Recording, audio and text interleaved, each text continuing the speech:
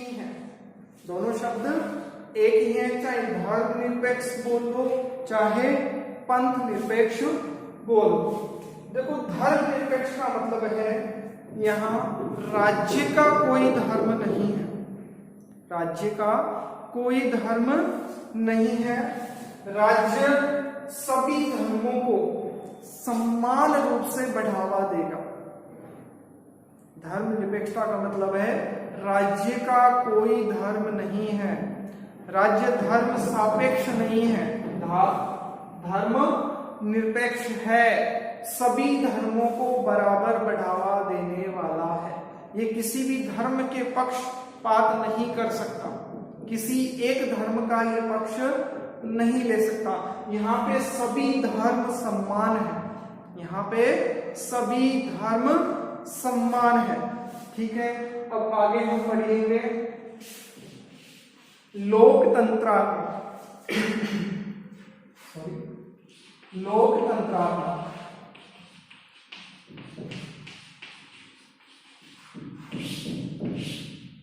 लोकतंत्रात्मक जैसा कि आप समझ गए होंगे, लोकतंत्र शब्द आया है, लोकतंत्र शब्द आया है। लोकतंत्र का मतलब होता है वह शासन प्रणाली, वह शासन प्रणाली जिसके शासन में जनता की भागीदारी हो, किसकी भागीदारी हो, जनता की भागीदारी हो। इसी लोकतंत्र के बारे में एक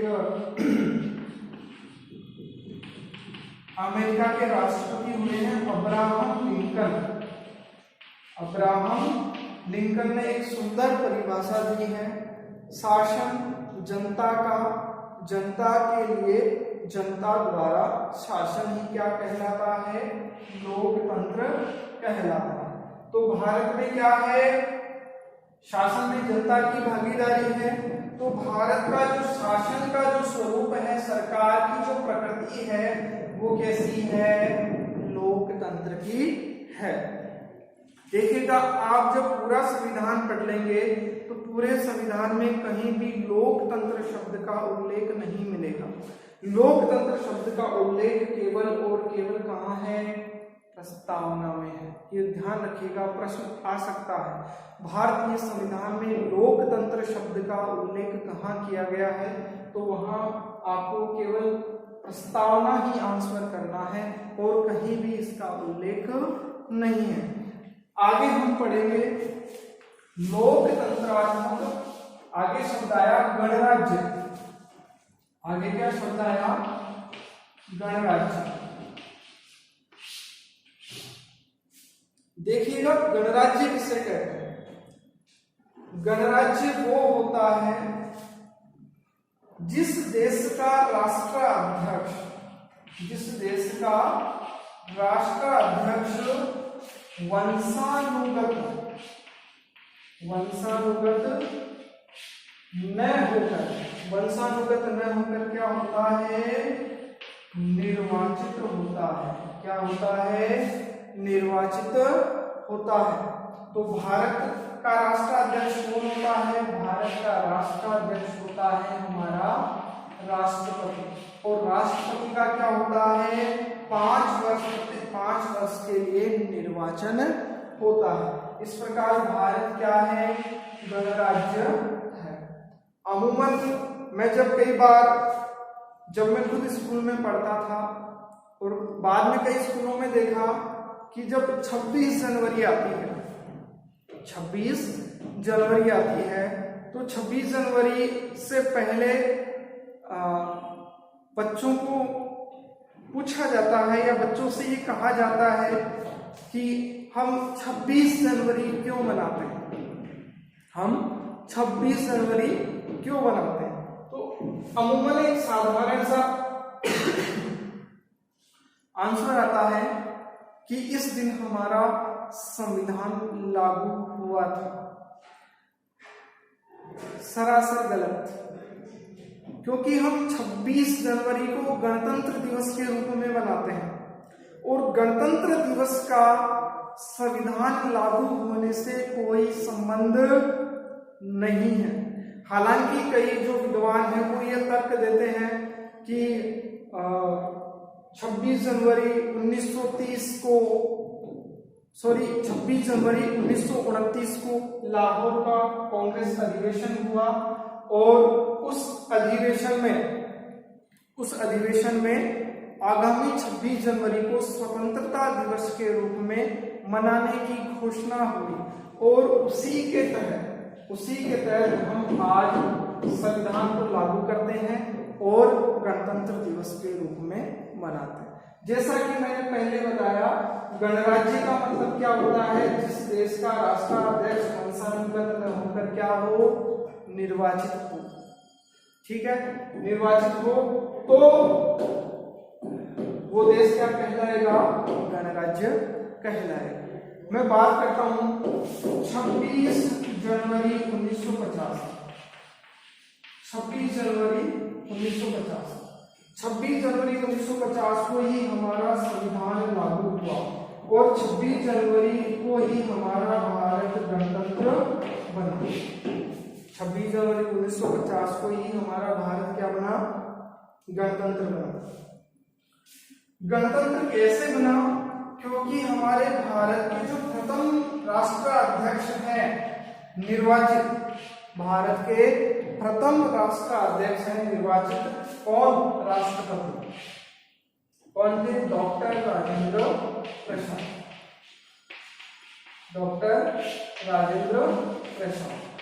डॉक्टर राजेंद्र प्रसाद ने अपना पद ग्रहण किया और डॉक्टर राजेंद्र प्रसाद के पद ग्रहण करने से भारत क्या बन गया? गणतंत्र बन गया।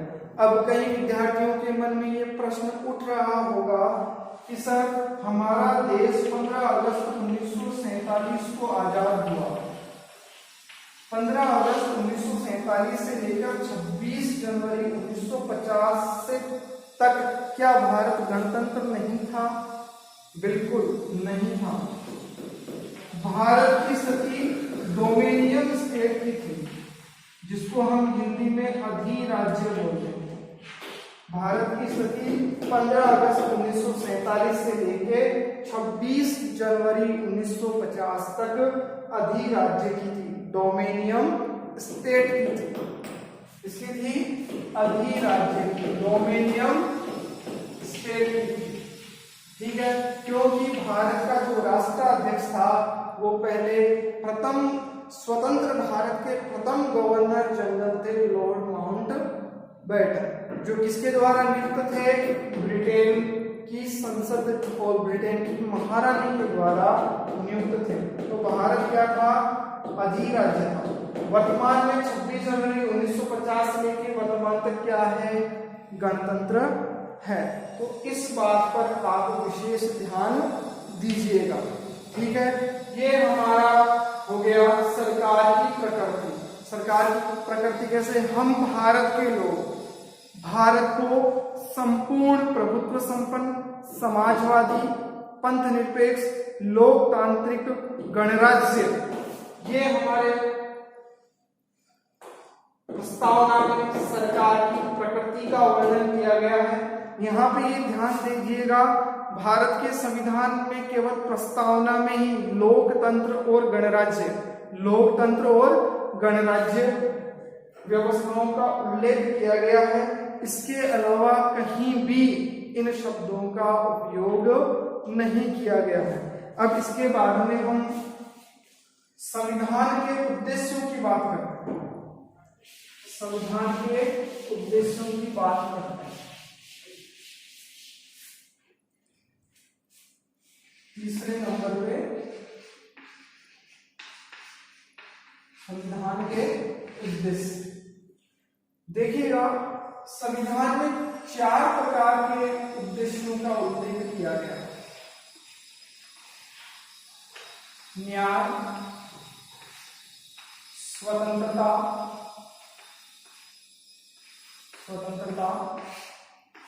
क्षमता और बंधुता। देखिएगा, एक सीधा प्रश्न तो यही बनता है कि न्याय, स्वतंत्रता, समता और बंधुता, इनका क्रम पूछा जाता है कि प्रस्तावना में ये किस क्रम में है।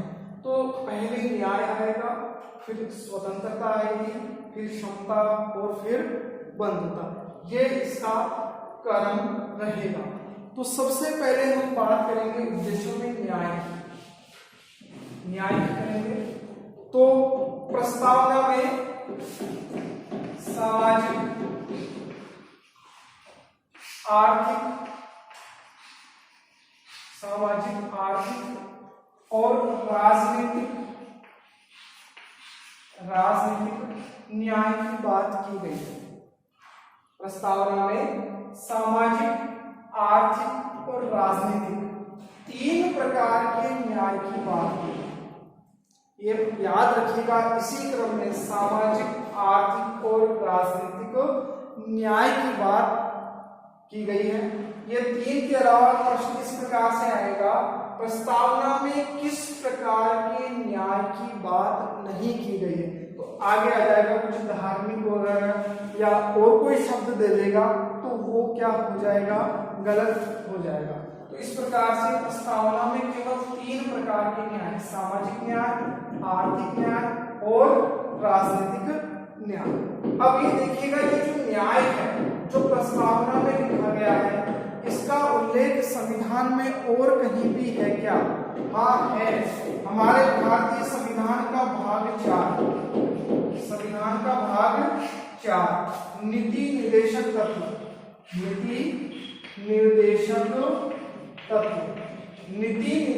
तत्वों में भी सामाजिक, आर्थिक और राजनीतिक न्याय की बात की गई है। जैसे मैंने पहले बताया था, लोकतंत्र और गणराज्य शब्दों का उल्लेख केवल प्रस्तावना में है, संविधान के और किसी भी हिस्से में इसका उल्लेख नहीं है। वैसे सामाजिक, आर्थिक और राजनीतिक न्याय का उल्लेख इसमें प्रस्तावना में तो है ही, प्रस्तावना के साथ साथ कहां पर है, नीति निर्देशक तत्व है। देखिएगा, इसी में एक प्रश्न और बनता है, सामाजिक और आर्थिक लोकतंत्र का जनक किसे कहा जाता है? सामाजिक, आर्थिक लोकतंत्र का जनक किसे कहा जाता है? तो सामाजिक और आर्थिक लोकतंत्र का जनक डॉक्टर भीमराव अंबेडकर को कहा जाता है। डॉक्टर भीमराव अंबेडकर को कहा जाता है। ये प्रश्न अमूमन पूछा जाता है। तो 3 तरीके से इसमें प्रश्न बन गए। न्याय कितने प्रकार का, न्याय का उल्लेख और कहाँ पे है, नीति निर्देशक तत्वों में है। आर्थिक और सामाजिक लोकतंत्र का जनक किसे कहा जाता है? डॉक्टर भीमराव अंबेडकर को कहा जाता है। अब उसके बाद में हम इसके दूसरे उद्देश्य की बात करें, स्वतंत्रता।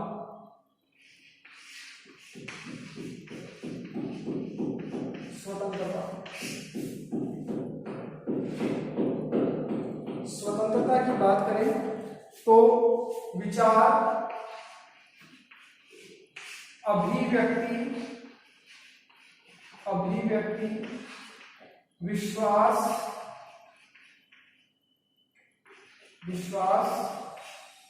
धर्म और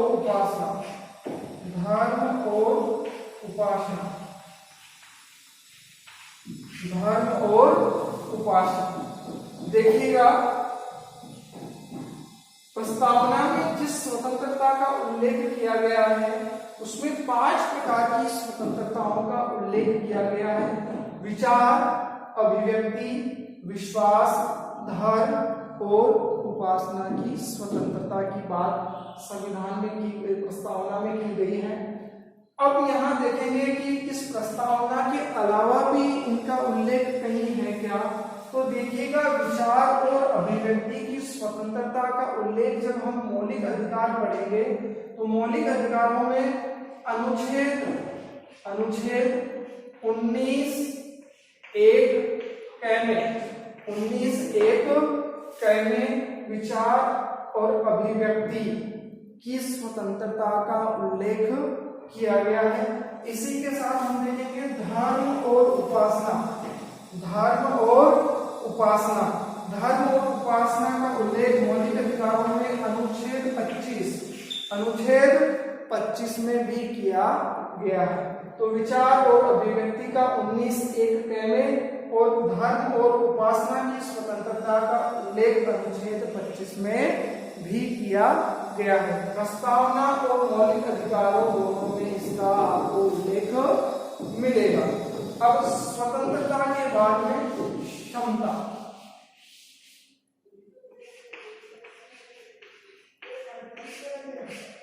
यहाँ पे दो प्रकार की क्षमता की बात की गई है, अवसर की समानता और प्रतिष्ठा की समानता। प्रतिष्ठा की समानता देखिएगा, अवसर की समानता का उल्लेख प्रस्तावना के साथ मौलिक अधिकारों में आप देखेंगे अनुच्छेद 16 में भी की गई है। अनुच्छेद 16 में भी की गई अवसर की समानता, धर्म, मूल, वंश, जाति, लिंग, जन्म स्थान के भेदभाव के बिना सभी को अवसर की समानता का अधिकार दिया गया है अनुच्छेद 16 के अंदर। तो इस प्रकार से हमने प्रस्तावना में सबसे पहले हमने देखा कि संविधान का स्रोत, फिर सरकार की प्रकृति और उसके बाद में हमने देखे उसके उद्देश्य। ठीक है, एक थोड़ा जब मैं गणराज्य आपको बता रहा था उसमें एक चीज रह गई, देखिएगा गणराज्य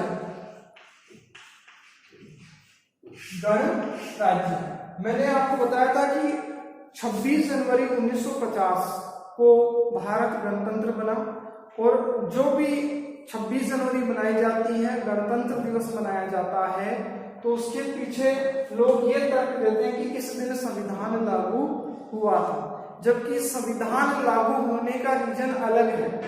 संविधान लागू होने का रीजन अलग है और गणतंत्र बनने का रीजन अलग है। गणतंत्र बनने का रीजन मैंने आपको बता दिया कि 26 जनवरी 1950 को हमारे प्रथम राष्ट्रपति ने पद ग्रहण किया था और उसके बाद में भारत गणतंत्र बन गया।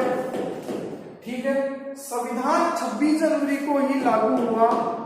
इसका उल्लेख मैं आपको संवैधानिक प्रावधान बताना चाह रहा हूं कि संविधान का एक भाग है 22, संविधान के भाग 22 अनुच्छेद 394, अनुच्छेद 394, अनुच्छेद 394 में जो लिखा गया है उसे ध्यान से सुनिएगा। अनुच्छेद 5, 6, 7, 8, 9, अनुच्छेद 60, अनुच्छेद 324, अनुच्छेद 366, 367, 379, 380, 388, 391, 392 और 393 और स्वयं 394, यानी कि ये 16 आर्टिकल तत्काल प्रभाव से लागू होंगे, तत्काल प्रभाव से लागू होंगे। आपने सुना होगा 26 नवंबर 1949, 26 नवंबर 1949 को हमारा संविधान 26 नवंबर 1949 को हमारा संविधान अंगीकृत किया गया था। क्या किया गया था? अंगीकृत किया गया था, अधिनियमित किया गया था, आत्मार्पित किया गया। ठीक है, तो 26 नवंबर 1949 को तत्काल प्रभाव से ये 16 आर्टिकल लागू हो गए और इसी में लिखा गया है शेष संविधान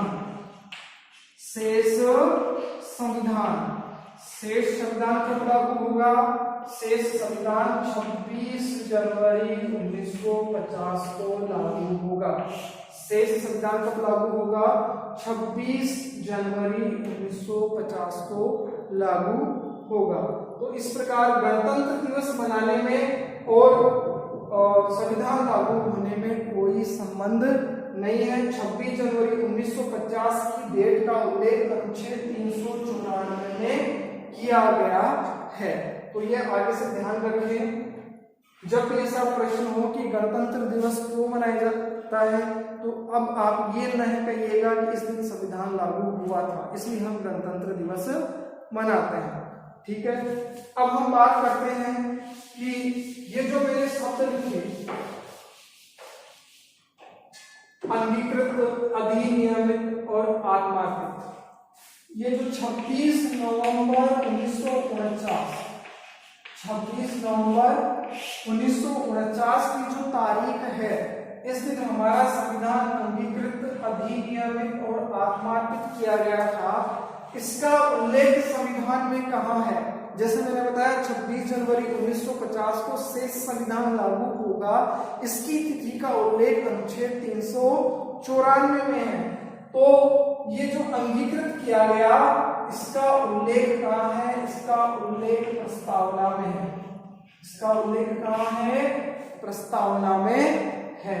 इस दिन भारतीय संविधान अंगीकृत, अधिनियमित और आत्मार्पित किया गया था।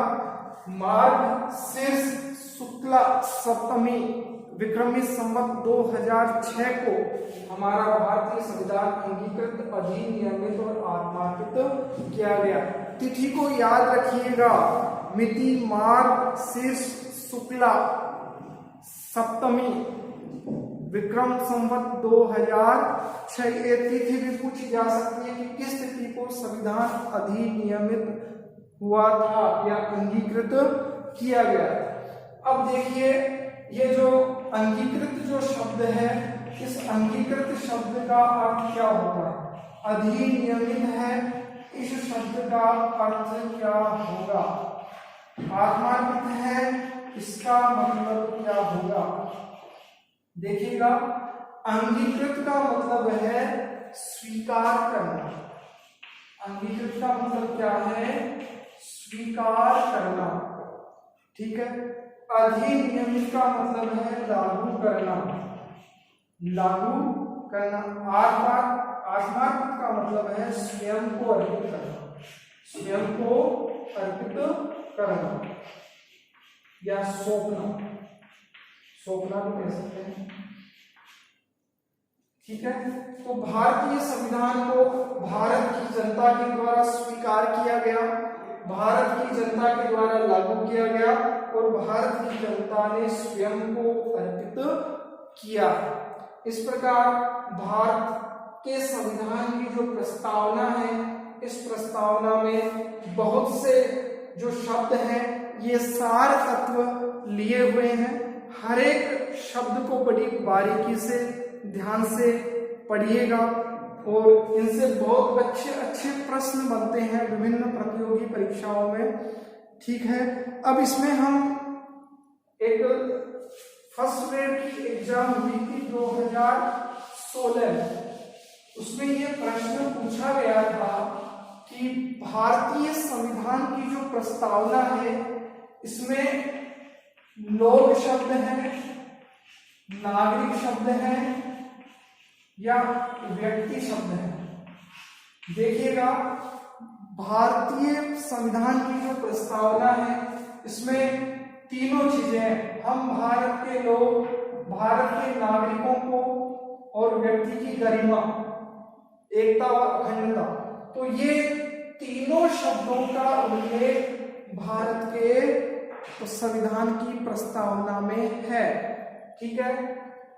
आगे देखिएगा, प्रस्तावना में भारत शब्द 2 बार आया है। प्रस्तावना में भारत शब्द 2 बार आया है।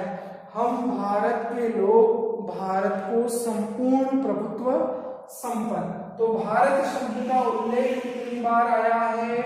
2 बार आया है। ठीक है। अब हम पढ़ते हैं आगे। प्रस्तावना के बारे में कुछ कथन है, जैसे कि प्रस्तावना संविधान की आत्मा है, इसके बारे में मैंने बताया था।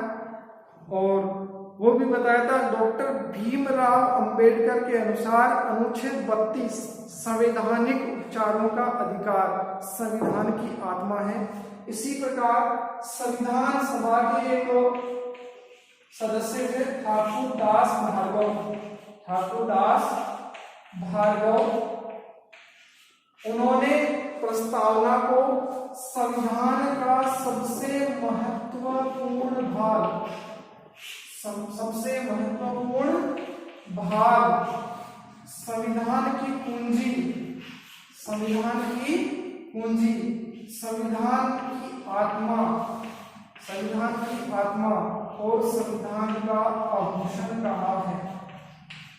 संविधान सभा के सदस्य ठाकुर दास भार्गव ने प्रस्तावना को संविधान का सबसे महत्वपूर्ण भाग, प्रस्तावना को संविधान की कुंजी, संविधान की आत्मा और संविधान का आभूषण कहा है।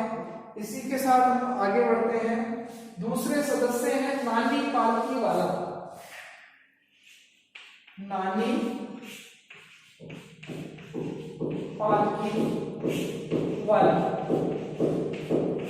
पालकीवाला ने प्रस्तावना को संविधान का परिचय पत्र कहा है। प्रस्तावना को क्या कहा है? संविधान का परिचय पत्र कहा है। इसी प्रकार एक संविधान सभा के सदस्य हुए हैं के.एम. मुंशी। उन्होंने प्रस्तावना को संविधान की राजनीतिक कुंडली कहा है।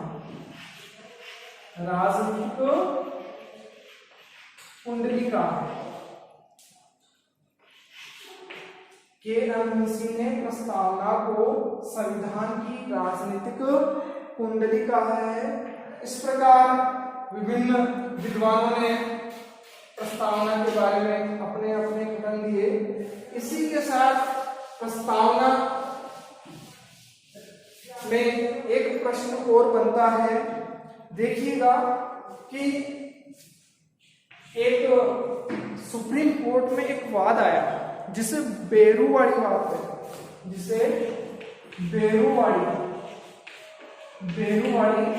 वाद कहते हैं। ये 1960 की बात है।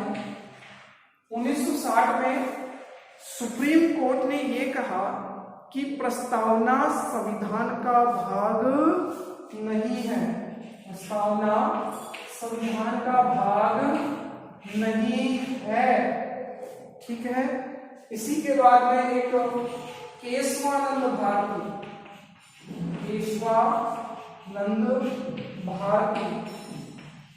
वाद आया 1973 में सुप्रीम कोर्ट में। इसमें सुप्रीम कोर्ट ने प्रस्तावना को संविधान का भाग माना है। केशवानंद भारती वाद में सुप्रीम कोर्ट ने कहा है प्रस्तावना संविधान का अभिन्न भाग है। संविधान के अन्य भागों की तरह इसमें भी संविधान संशोधन किया जा सकता है। अब आप ये कहेंगे कि एक बार सुप्रीम कोर्ट ये कहता है कि भाग नहीं है बेरुवाड़ी वाद में, और केशवानंद भारती वाद में ये कहता है कि भाग है। देखिएगा, जब हम संविधान की बात करते हैं तो संविधान में 3 भाग हैं। प्रस्तावना है, अनुसूचियां हैं और 22 भाग हैं। ठीक है। जो इसके भाग हैं, इन भागों में विभिन्न जो 395 अनुच्छेद दिए गए हैं, इन 395 अनुच्छेदों में अनुसूचियों का उल्लेख भी है। अनुसूचियों का उल्लेख भी है। अनुच्छेदों में लिखा गया है, जैसे अनुच्छेद 1 में लिखा गया है भारत एक राज्यों का संघ होगा और भारत का राज्य क्षेत्र अनुसूची 1 में है। तो अनुच्छेद 1 में पहली अनुसूची के बारे में लिखा गया है, भारत के राज्य क्षेत्र के बारे में लिखा गया है। तो भाग और अनुसूचियों में तालमेल है, लेकिन कहीं भी किसी भी अनुच्छेद में, किसी भी अनुसूची में प्रस्तावना शब्द का उल्लेख नहीं है, इसलिए सुप्रीम कोर्ट ने बेरुवारी बाद में ये माना कि संविधान का भाग नहीं है। बाद में केशवानंद भारती बाद में इसे संविधान का अभिन्न भाग माना। इसी के साथ आज हमारी क्लास पूरी होती है। जिस किसी को भी कोई भी यदि समस्या हो तो कमेंट बॉक्स में जरूर लिखें। Thank you.